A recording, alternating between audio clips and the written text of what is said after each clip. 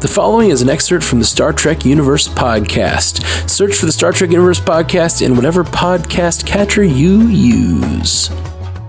We're going to do a new segment of Easter eggs we noticed, and we're recording this immediately after the episode, so we're not going to get as many as like a lot of the YouTubers around or whatnot, but you know, the ones that give 3 days. But these are just a few of the Easter eggs we noticed. What you got?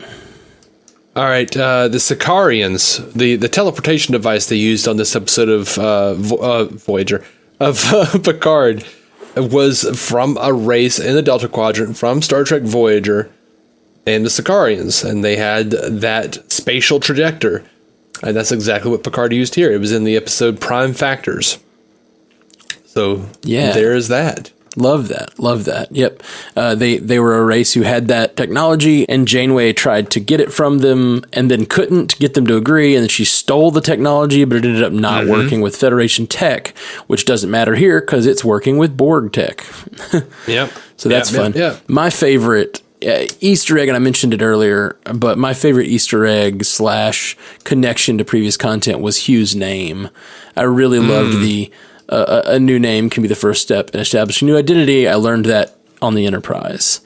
Really loved that connection to not only, I mean, just Hugh being there itself is almost an Easter egg because it's only from 2 episodes, but like we've seen about as much as Hugh as we've seen of the spatial trajector, you know, like, it's not that much Hugh, but like, so it's him being around it all, but him like really connecting to the fact that he found his name there, and, you know, a classic scene where it's him and Geordi and Crusher. Yep. He's saying you over and over. Geordi gives him a name. Geordi says, "That's it. We'll call you Hugh." And and then he takes down that name. And the fact that he stuck with that name, I just shows how much that the Enterprise meant to him. Mm-hmm. That episode is so meaningful for me. I really love that episode. I loved in this episode of Picard how Picard kind of goes back to his like prejudice against the Borg and says that, you know, they can't change. All they do is consume. They don't change. They metastasize. Mm-hmm. Really harsh words. And then he gets aboard that cube, and he thinks they're going to assimilate him, and it's because no, they don't want him to fall. And he like almost tearfully is like, "What you've done here is you have changed the Borg. You've made a way for them to come back." Now, I think that's going to be important. I predict that the artifact is going to wind up being exploded, and Picard is going to find a way to save those Borg, or those ex-Borg. I love that. I loved the whole conversation with Hugh and Picard talking about what they should do to fight for the freedom of these Borg. And now that it looks like we're going to be having a real fight with this, with the artifact facing off with our kind of crew here. I think you're right. I think they're the innocent victims of this entire scenario that Picard is going to end up caring about and saving some Borg. I like that a lot. It's going to be, you know, him redeeming himself for what happened with the Romulans by saving his greatest enemy. I love that. I think that's probably I imagine that's what will happen. This is not a very deep Easter egg, but I liked that they talk about the Queen Chamber. Because in First Contact, we assumed that the Queen was a one entity thing, but then we find out on Voyager that she is multitudes. You know, there is it seems like there may be a queen on every cube. We're not totally sure about that, but like it seems to be that there's a queen at least in every. Maybe if there's a queen for every sector or whatever, but in this there is a chamber for the Queen on this cube, and I thought that was kind of neat.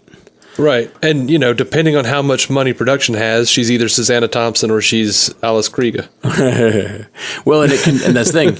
It's like Dr. Hugh. There's like an in-universe reason for her to change, you know, faces because she's literally different bodies. I was like, one of the crappiest things to me is like in the last episode of Voyager, they're like, and Alice is coming back from First Contact. And I'm like, dude, that is like the shittiest thing to do to Susanna. Like, she has been aptly playing the Borg Queen this entire time. And now it's like the big showdown that she's been waiting for, and she gets like upstaged by the lady who was the queen in the movie. That's a bummer. I didn't even realize that. That's funny. This is a Easter egg that I really liked. The shifting walls on the Borg cube, like, I think that this isn't, maybe I don't know if they intended this or not, but like the shifting walls, I can see some people being like, Borg cubes don't do that. But in the very first appearance of the Borg, in Q Who, the episode Q Who, they damage the outer hull of the Borg cube, and the way that it comes back together, they actually use an old, because it's the 80s or whatever, it's early 90s. They actually, what they do is they melt down the plastic of the Borg cube, and then they reverse the footage so it like slowly pieces itself back together.